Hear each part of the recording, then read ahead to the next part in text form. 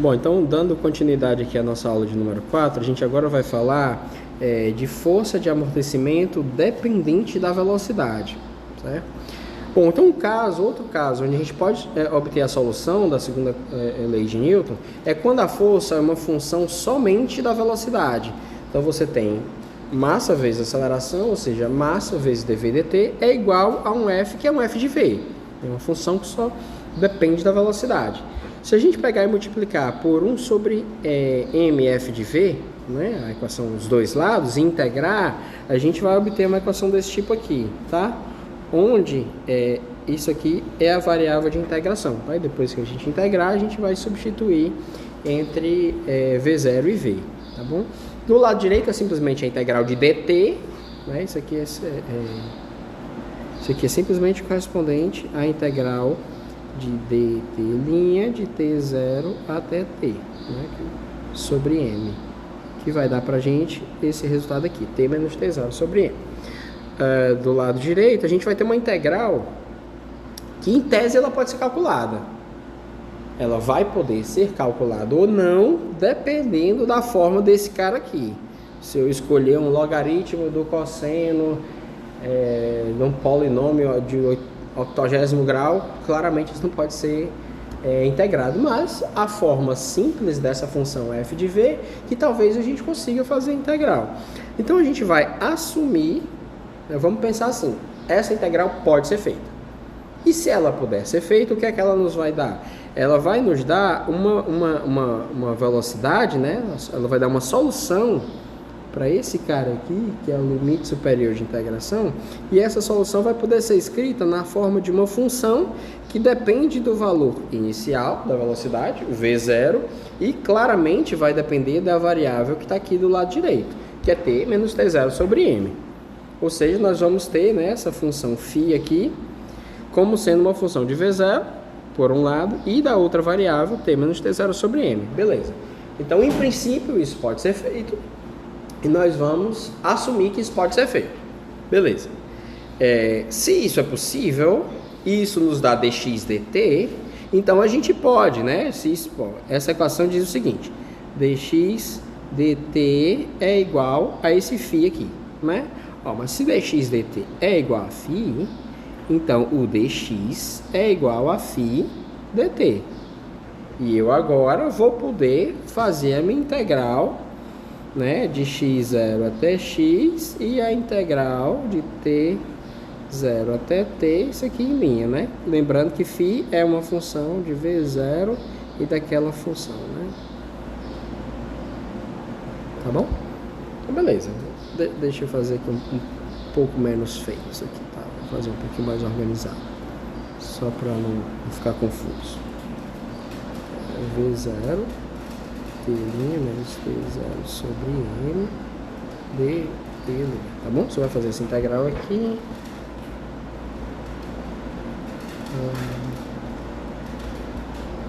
Puxar esse cara aqui.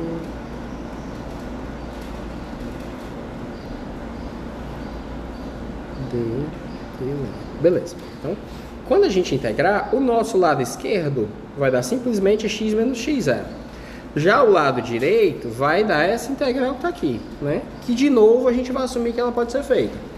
Ela de novo vai poder ser feita ou não, dependendo de quão complicada vai ser essa função, que por sua vez é o resultado da integração em V. Certo? Então, em tese, em princípio, a gente pode resolver esse problema. Tá? Às vezes não dá para resolver analiticamente, a gente vai ter que usar soluções numéricas. A gente, que eu digo assim, em tese, nessa disciplina nós vamos nos preocupar especialmente com casos em que há solução analítica, nós vamos sempre pegar os casos mais simples, tá? Porque também são os casos onde você aprende mais, são os casos mais didáticos, tá bom? No caso do movimento unidimensional, as forças mais relevantes que dependem da velocidade são forças de resistência, são forças de fricção, tá? São forças de resistência do ar, de atrito com o ar. E essas forças geralmente assumem essa forma aqui, né? Ou seja, são forças que dependem da velocidade, como sendo uma constante, né? Mais ou menos uma constante vezes uma potência da velocidade. E esse mais ou menos é porque a gente tem que escolher um sinal de tal forma que a força se oponha ao movimento, tá bom? A gente vai ver exemplos. Mas esse sinal é escolhido de forma que a força se opõe à velocidade. Vamos pegar o caso mais simples em que n é igual a 1, tá? Então o que é que a gente está dizendo? A gente está dizendo que existe uma força de resistência que só depende da velocidade, que é dada por menos b vezes v. Um exemplo disso, por exemplo, é quando você tem a força de resistência do ar contra um carro em movimento, por exemplo. Conforme o carro tenta andar, o ar empurra o carro de volta. E quanto mais rápido for o carro, maior vai ser a força que o ar vai fazer no carro. Então vamos supor que esse seja um bom exemplo, tá? E vamos considerar uma força desse tipo aqui. Então o que é que a gente tem? A gente tem que a segunda lei de Newton, que é massa vezes aceleração, ou seja, massa vezes a derivada da velocidade em relação ao tempo, é igual a menos b vezes v, tá? E aí, o que é que a gente vai fazer? A gente vai pegar esse, de novo, né? A gente vai separar. A gente vai fazer dv dividido por v, coloca tudo que tem v do lado esquerdo, coloca tudo que não tem v do lado direito, ou seja, tudo que está relacionado ao tempo, aí fica menos b sobre m dt, tá? E isso aqui é uma relação entre esses diferenciais da velocidade e o diferencial do tempo. Envolve também a velocidade. O que é que a gente vai fazer agora? Nós vamos integrar dos dois lados. Quando eu integrar aqui, eu mudo a minha variável, porque eu estou fazendo a integral de v0 até v, e a minha variável de integração é v', e eu vou integro aqui também, novamente de t0 até t, e por esse motivo, eu vou chamar esse cara de t'. Bom, aí essa integral do lado direito é uma integral bem simples, a gente já viu, tá? E ela simplesmente vai dar pra gente o seguinte, né? Então a gente vai ter do lado esquerdo, vou fazer aqui, tá? A gente vai ter integral de v0 até v de dv' sobre v' é igual a menos b sobre m integral de t0 até t de dt', certo? Bom, a integral do lado esquerdo, pessoal, é a integral de dx sobre x, que é o logaritmo neperiano de x. Então isso aqui vai dar simplesmente o logaritmo neperiano de v' tomado entre v0 e v. Já do lado direito, né, vai ter o que a gente já tinha antes, t menos t0, mas nós tomamos t0 igual a zero, né? Nós fizemos aqui consideramos essa equação aqui. Então nesse caso fica até um pouco mais simples, eu apago só o t aqui, vai ficar integral de zero, então vai ficar simplesmente menos b t sobre m. Tá? Desculpem aqui a oscilação. Então é esse aqui que a gente vai obter, né? Ou seja, nós vamos ter logaritmo neperiano de v menos logaritmo neperiano de v0 é igual a menos bt sobre m. Se eu andar mais um passinho pelas propriedades de logaritmos, eu posso escrever isso como logaritmo neperiano de v sobre v0 é igual a menos bt sobre m. Para eu obter a minha forma final, que é essa aqui, ó, v é igual a v0 vezes e elevado a menos bt sobre m.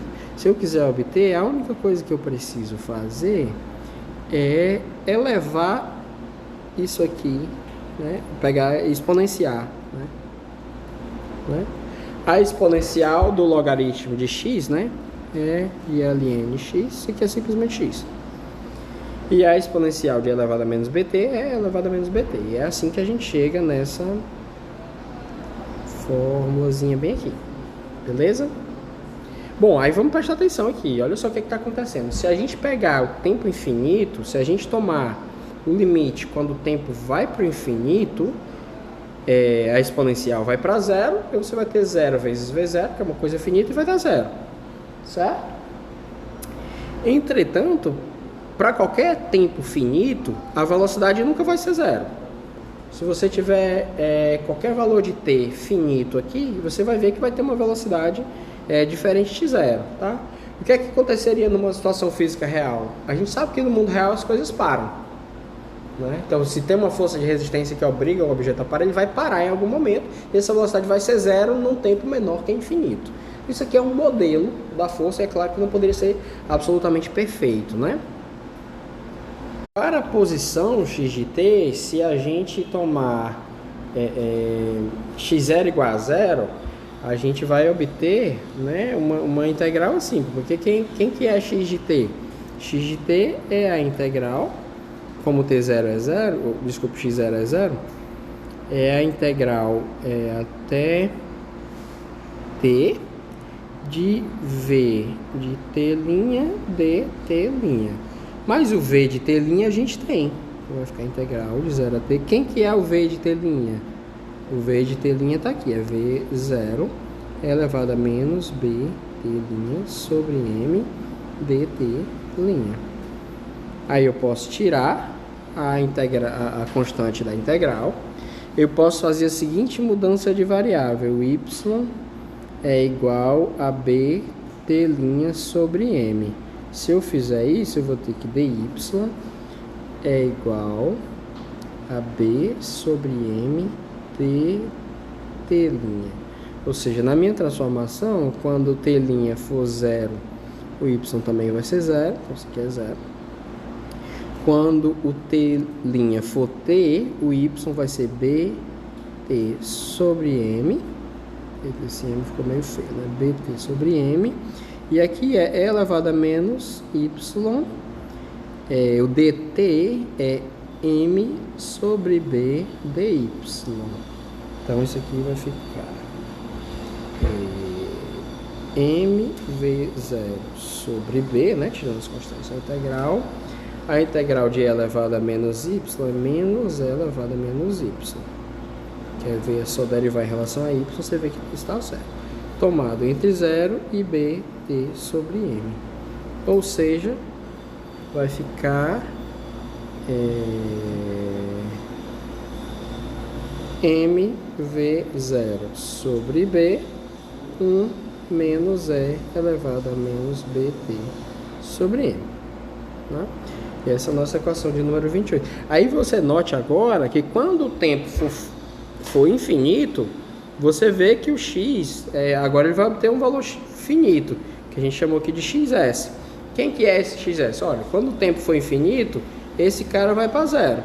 E quando ele for zero, só vai sobrar esse termo aqui, né? mv0 sobre b. Então, esse é o valor no final. A gente tinha conversado, e eu volto a citar para vocês, a importância de variáveis adimensionais. Então, eu vou fazer um gráfico aqui, mas para isso eu vou expressar o meu x em termos de um x barrado, que é x dividido por esse x S aqui, esse x final, mv0 sobre b. O v eu vou expressar na forma desse v barrado, que é v sobre v0, e o tempo eu vou escolher aqui um tempo adimensional também, que é t barrado igual a bt sobre m. Aí você está me perguntando, você fez análise dimensional dessa grandeza b para saber que bt sobre m é adimensional? Não, eu não fiz. Mas o que é que eu sei? Que bt sobre m aparece como argumento da função exponencial. E a função exponencial, como qualquer outra função, seno, cosseno, logaritmo, ela não aceita argumentos que não sejam adimensionais. Você não vai poder calcular o logaritmo de 10 metros. Você calcula o logaritmo de 10. Né? Então, se tem alguma coisa, se aparece, a menos que você tenha cometido um erro, que eu sei que não é o caso aqui, mas se aparece alguma coisa dentro de uma função elementar, um logaritmo, um seno, você já sabe que aquele argumento não tem dimensão. Então, eu deixo como exercício você fazer a análise dimensional de bt sobre m, mas eu lhe garanto que isso não tem dimensão. Tá certo?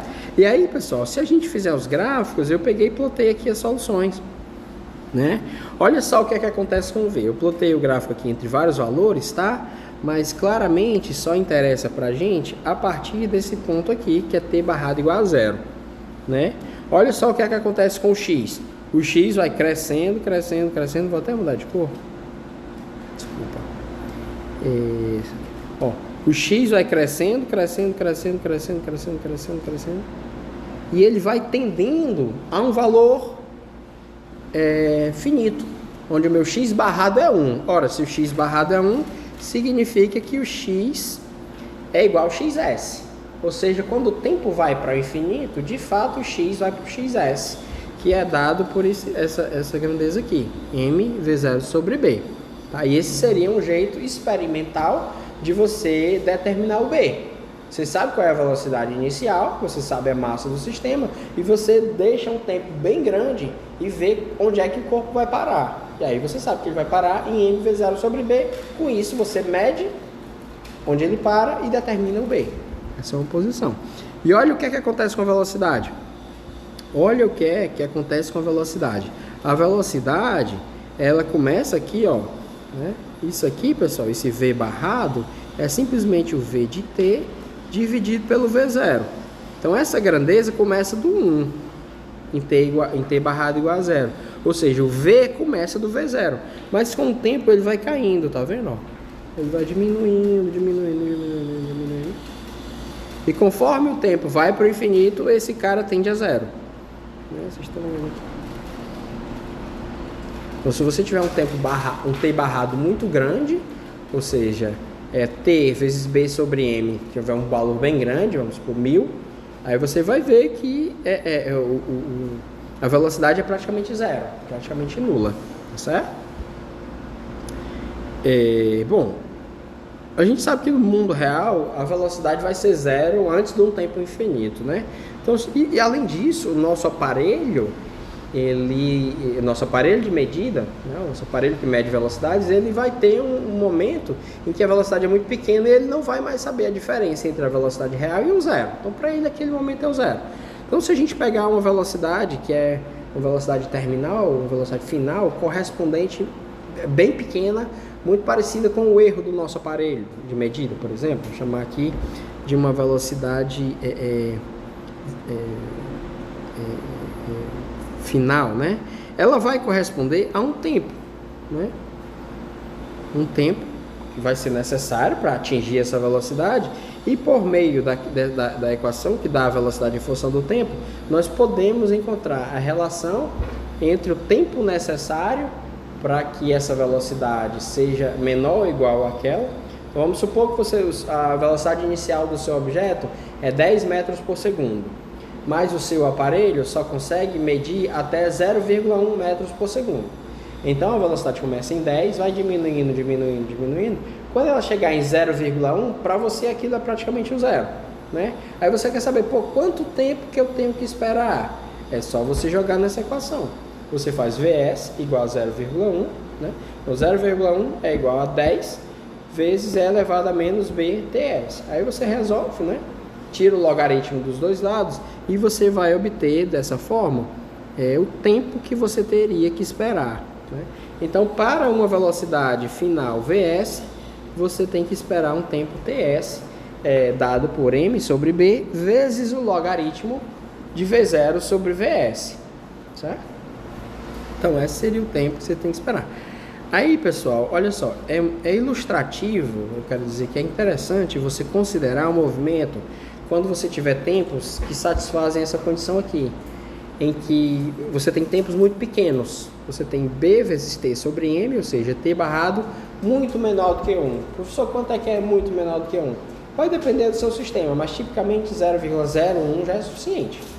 Às vezes até 0,1, né? Vamos dar uma olhada aqui no que é que acontece? Bom, nesse caso, a gente pode obter, tanto para a posição quanto para a velocidade, nós podemos obter séries de potências, né? E como é que a gente faz isso? A gente vai usar, pessoal, séries de Taylor, tá? Mas deixa eu mostrar aqui para vocês, olha só. Nesse gráfico aqui, eu postei de laranja a velocidade exata. A solução exata é essa aqui, é essa laranja. Aí veja que essa aqui é a solução aproximada. Nessa região, tá vendo? Nessa região aqui de t barrado bem pequeno, você vê que elas são indistinguíveis, elas são praticamente iguais. Então, para um tempo pequeno, essa minha aproximação para a velocidade é muito boa. Eu não vou saber a diferença entre a expressão exata e a aproximação, né? Nessa região aqui, claramente a curva está uma em cima da outra. Elas são muito parecidas. E analogamente, se a gente pegar para o x, ó, essa aqui é a expressão exata que a gente obteve resolvendo a equação. Então ela vale para qualquer valor do tempo. Mas pegue para tempos pequenos, olha só o que está acontecendo aqui. Eu praticamente não consigo distinguir essa curva dessa outra, até mais ou menos aqui assim, né? Então toda essa região de tempo, a solução para V, ela é muito parecida, a solução exata é muito parecida com a aproximada, né? Desculpa, a solução para V não, a solução para X, né? Para X, essa aqui é a solução exata e essa aqui é a solução aproximada para X. E nessa região aqui, elas são indistinguíveis praticamente, tá? Então significa que para tempos pequenos, o que é que a gente consegue fazer? A gente consegue fazer boas aproximações. E outra coisa que esse gráfico não está dizendo para a gente de novo, é que para tempos muito grandes, né, dá para a gente ver aqui que o X barrado, ou seja, o X sobre o X0 tende para 1, né? Vou até colocar aqui perto, né? Essa região aqui, né? O X sobre X0 tende para 1. Eles vão para né? Desculpa, o X sobre X0 não, o X sobre XS. Me confundi aqui rapidamente. O XS acho que a gente até tomou como zero, né? De fato, ele começa bem aqui na origem. Então o X inicial é zero. Esse é o XS. XS dado por isso aqui, ó. Cadê o negócio? Tá aqui, ó. XS M V0 sobre B. Tá bom? Que é o X onde ele vai parar. Certo? Então aqui nesse gráfico a gente já dá para ver essas aproximações. Pessoal, essas aproximações para X e V, elas foram obtidas por meio da série de Taylor. A série de Taylor para valores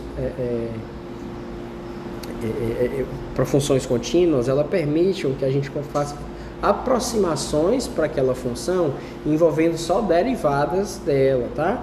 E aí, por exemplo, se eu estou procurando o comportamento de uma função f de x, né? Estou procurando o comportamento da função f de x em torno do ponto x igual a a. Então eu pego essa série aqui, que é dada pelo valor da função, envolve também a primeira derivada e a segunda derivada, todas tomadas em x igual a e potências de x menos a menos 1, x menos a ao quadrado.